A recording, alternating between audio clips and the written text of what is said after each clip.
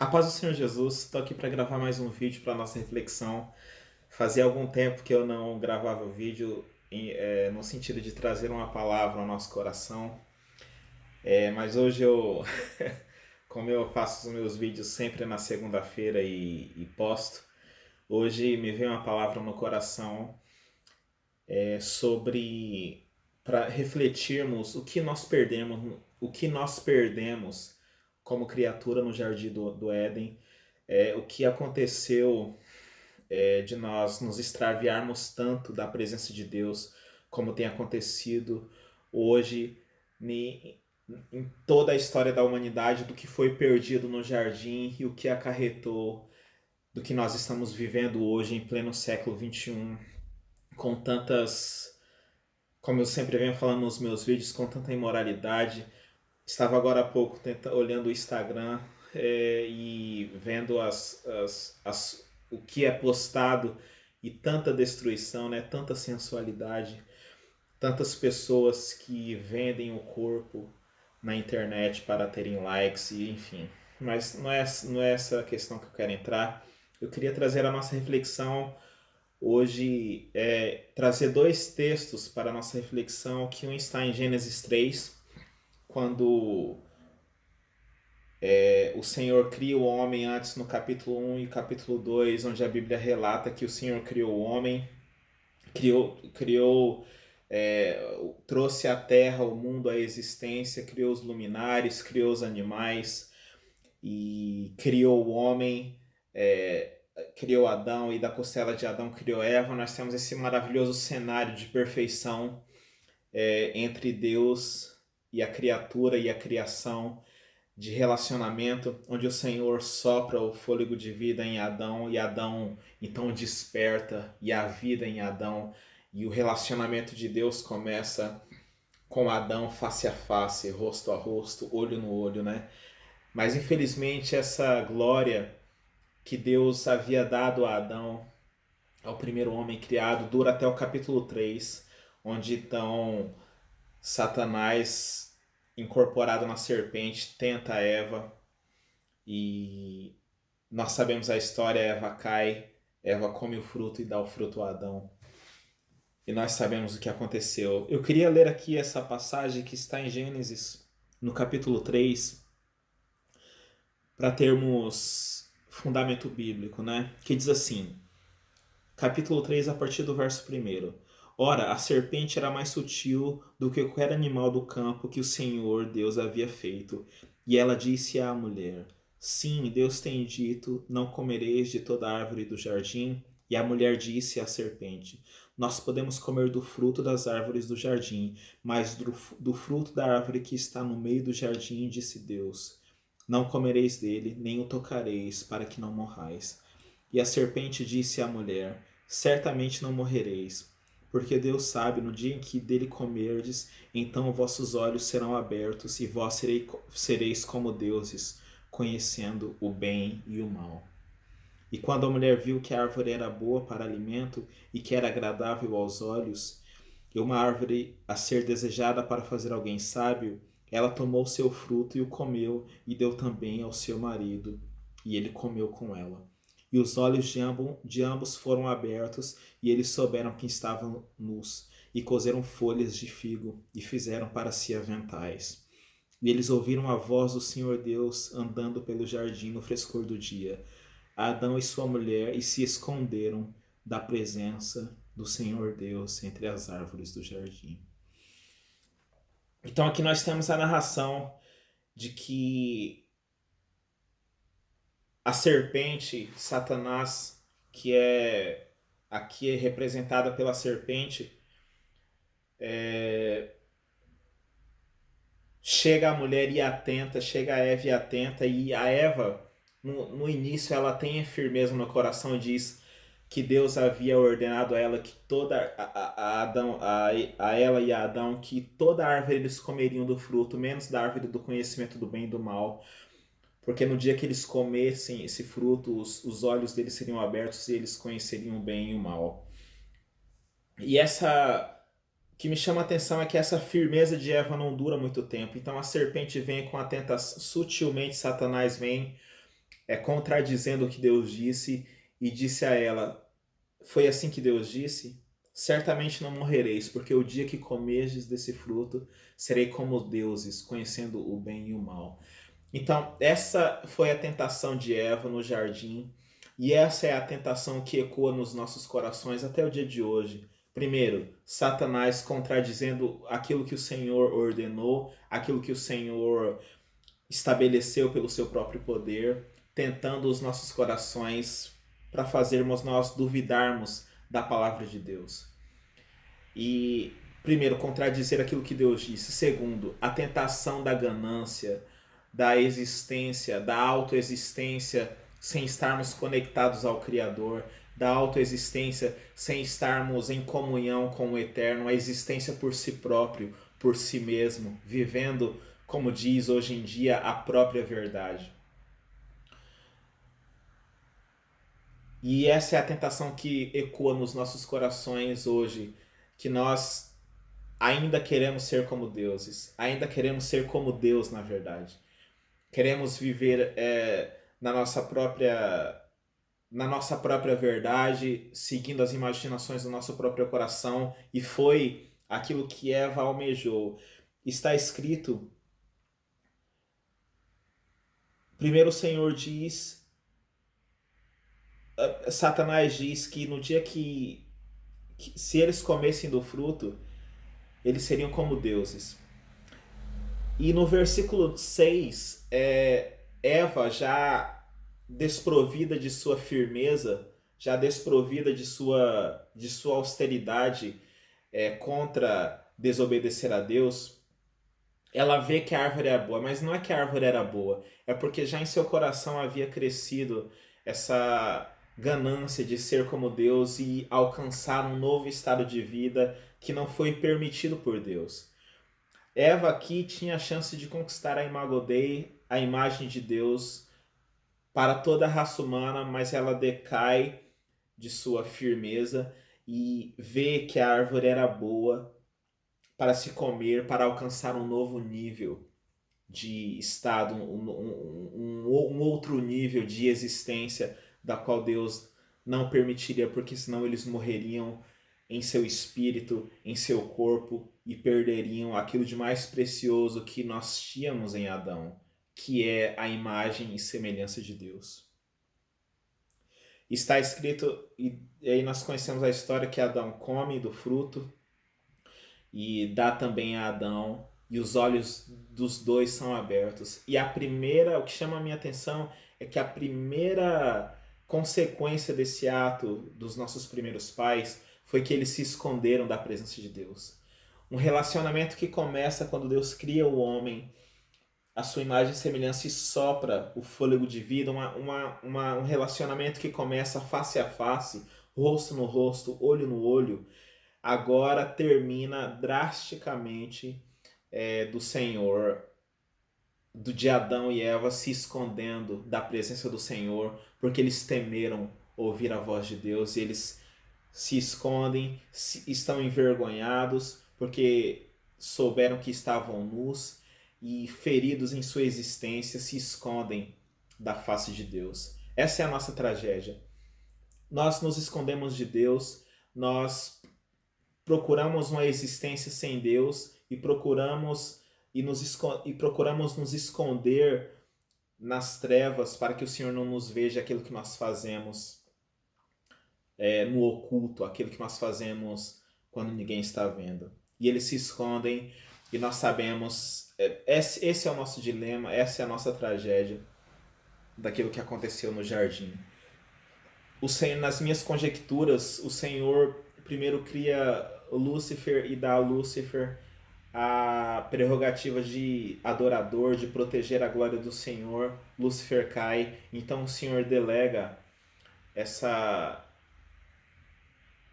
glória, essa proteção de glória, essa gerência da criação a Adão, e Adão também decai dessa posição e perde a Imago Dei, que poderia ser conquistada, e nós poderíamos ser protetores da glória de Deus até o dia de hoje. Claro, nós todos sabemos disso. E eu queria avançar aqui na minha reflexão, que está quando Paulo faz essa reflexão, e talvez Paulo estivesse pensando no que aconteceu em Gênesis 3, que é quando Paulo escreve aos Romanos, capítulo 3 e o verso 23, onde Paulo diz assim: porque todos pecaram e estão privados da glória de Deus, sendo justificados livremente pela sua graça através da redenção que há em Jesus Cristo, a quem Deus estabeleceu para ser uma propiciação através da fé no seu sangue, para declarar a sua justiça para a remissão dos pecados que são passados na paciência de Deus. Para declarar, eu digo, a sua justiça nesse tempo, para que ele seja justo e justificador daquele que crê em Jesus. Paulo diz enfaticamente no verso 23, porque todos pecaram e estão privados da glória de Deus. Todos pecaram em Adão. Adão no Éden se privou daquilo que era precioso a ele. Ele se privou daquilo que era um privilégio na existência dele. Gosto de uma reflexão do pastor Anderson Silva, que ele diz quando Adão, na sua existência perfeita, na sua santidade perfeita, Adão sentia, o Senhor sentia. Adão pensava, o Senhor pensava. Era uma conexão íntima. E Adão, por ouvir a voz de Eva e pecar, ele se priva desse privilégio do relacionamento que havia sido iniciado em tamanha comunhão, em tamanha conexão com Deus, o próprio Deus se relacionando com Adão e Eva. E aqui está escrito que os nossos primeiros pais se privaram dessa glória, se privaram dessa oportunidade, dessa posição de existência que nas minhas conjecturas era até maior do que a dos próprios anjos, de nós gerenciarmos a criação, de nós...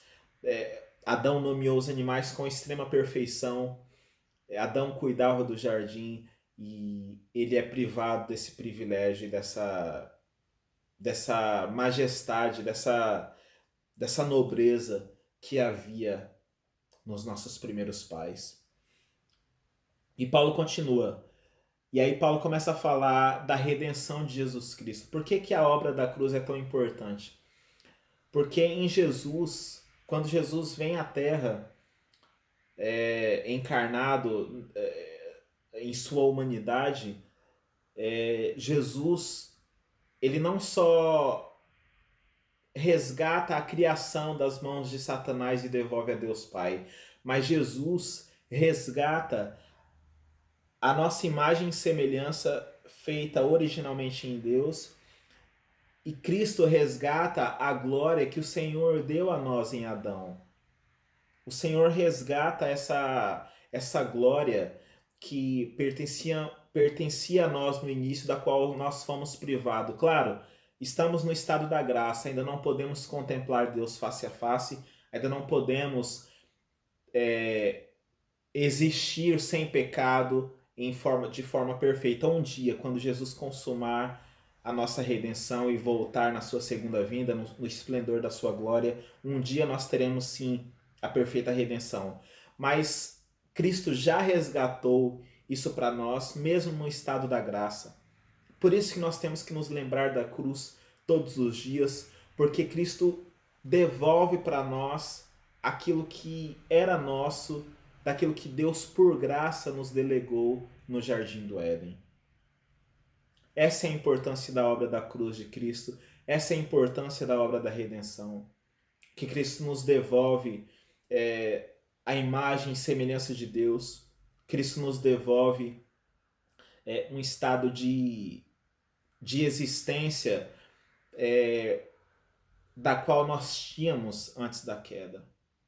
Não como nós queremos viver hoje em dia, privados da glória de Deus, vivendo na mentira, vivendo de qualquer jeito, desonrando aquilo que Deus nos criou para protegermos, como a família, como a verdade, como a honra a Deus, como a adoração. A nossa existência tem que ser uma existência de adoração a Deus. E hoje, há 2000 anos atrás, Jesus morreu na cruz, e hoje nós vivemos para honrar esse sacrifício que Cristo fez na cruz. Dessa existência que nós podemos ter no nosso novo nascimento, mesmo no estado de graça. Então, a minha reflexão e a minha oração é para que nós nos lembremos da cruz, honremos a cruz e procuremos com zelo essa glória que o Senhor deseja nos dar, que o Senhor deseja dar aos teus filhos, que o Senhor deseja dar à sua igreja. Essa glória da qual Lúcifer e os anjos caídos desistiram, da qual nós não podemos ver porque Adão caiu, mas com fé caminhamos para ela. Mesmo não vendo essa glória em nossos corpos, mesmo não vendo essa glória no céu, mesmo não vendo essa glória na face de Cristo, porque não podemos ainda contemplá-lo, nós caminhamos com fé, nós caminhamos com firmeza no propósito de que um dia existiremos como fomos criados para existir. Isso tudo que tem acontecido no mundo, essas pregações malucas, esses profetas que mais parecem bruxos, toda essa desconfiguração da humanidade, isso não pertence a Deus, isso não pertence a nós. Nós não fomos criados para sermos confusos na nossa existência, mas firmes, sóbrios, austeros, convictos da nossa verdadeira identidade. Então Cristo resgata tudo aquilo que foi perdido em Adão. Que a Bíblia nos diz que por um só homem veio a morte e o pecado, que foi em Adão, o primeiro Adão.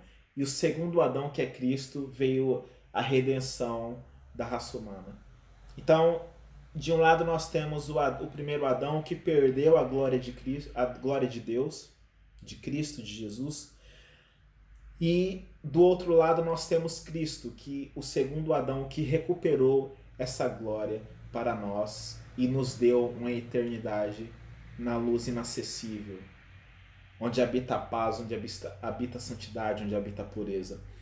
Então cabe a nós ou seguirmos o primeiro Adão confuso, sem identidade, sem saber por que existia depois que caiu, ou podemos seguir a Cristo sabendo o nosso propósito, sabendo a nossa identidade, protegendo a glória de Deus, entendendo que fomos criados em um ato de adoração, como se nós fôssemos uma poesia de Deus.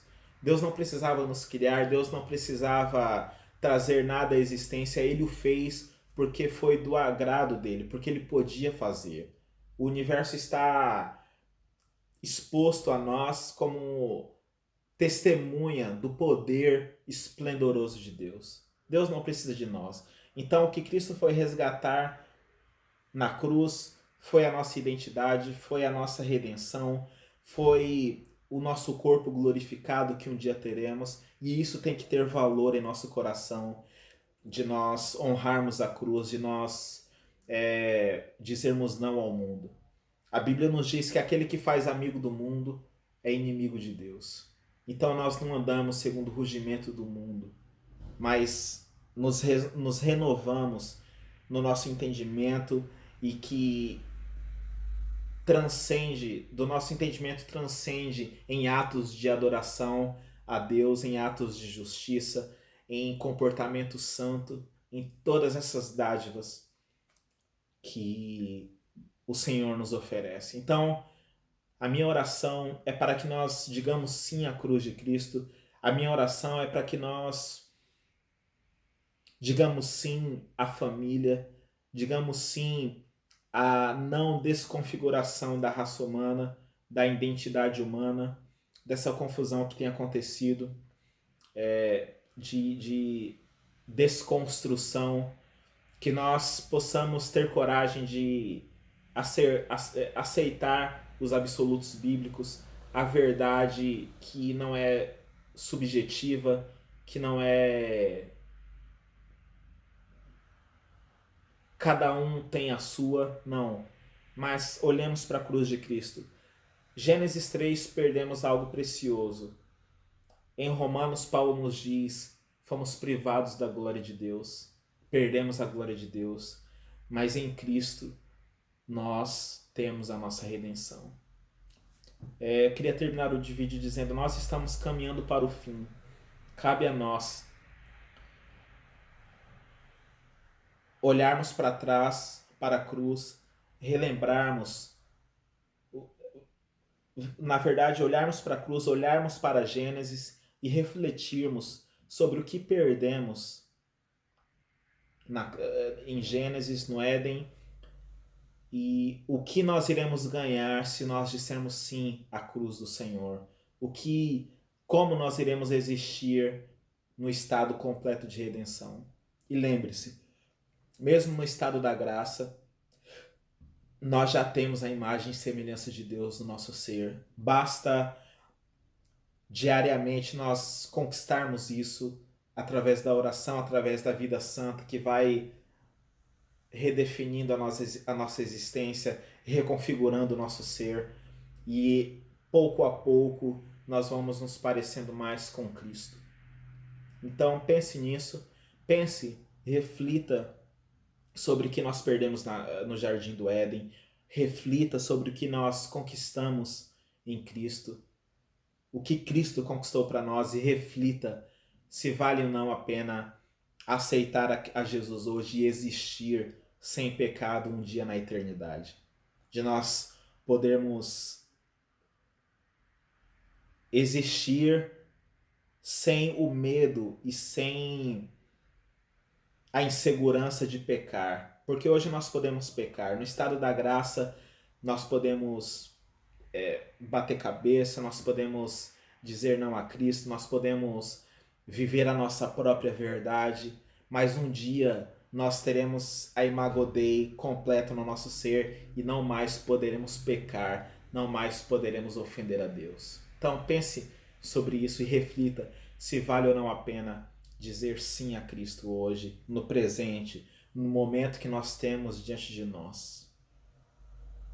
Reflita sobre isso e lembre-se da cruz de Cristo, leia suas Bíblias, porque o erro está em toda parte. E só a Bíblia é a esperança moral para o fim dos tempos. A Bíblia é a esperança moral de estatutos, de leis, de regras, de rédeas que nós precisamos e precisaremos, quanto mais nos aproximamos da vinda de Cristo. Amém? Lembre-se disso. Que Deus abençoe, um abraço, um beijo no coração e até o próximo vídeo.